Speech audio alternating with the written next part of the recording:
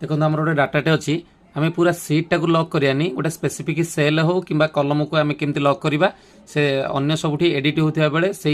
कलम किसी एडिट हम ना। आसन देखिए केमती हम आम प्रथम कंट्रोल ए करवा पूरा सिलेक्ट ऑल करदे और आम फॉर्मेट जो भितर को जाकि आम कौन करवा फॉर्मेट सेल को जीवा प्रोटेक्ट टैब रे क्लिक करवा एठी लॉक को अनलॉक क्लिक करवा एवं ओके करदे तापर आम या कौन करवा जोटा को आम लक करवा आम मनकर सालारी टाक लक करवा तो यहाँ सिलेक्ट करवा पुणी फॉर्मेट भितर को आम जीवा फॉर्मेट जाकि फॉर्मेट सेल भितर को जीवा प्रोटेक्ट टैब जाकि एटा को लॉक रे क्लिक करवा और लॉक रे क्लिक करके ओके करदे नेक्स्ट पुणी फॉर्मेट भितर को जीवा ये प्रोटेक्ट सीट पाखक जीवा प्रोटेक्ट सीट रे आम कौन करवा जेकोसी पासवर्ड आम मन मुताबिक आम देदेबा ओके कले पुणी आउ थे देवा रिपीटली ओके करवा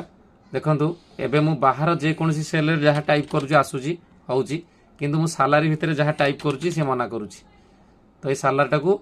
जेकोसी सालारी भितर आम जहाँ करुँची मना करुँची बाहर किंतु जेकोसी सेल मु टाइप करुँची होउची कि एथरे भी एडिट करी 10% टाक मुझे 15% करी देखु चेंजेस होउची किंतु यही सालारटारे किसी होउनी। Okay thank you.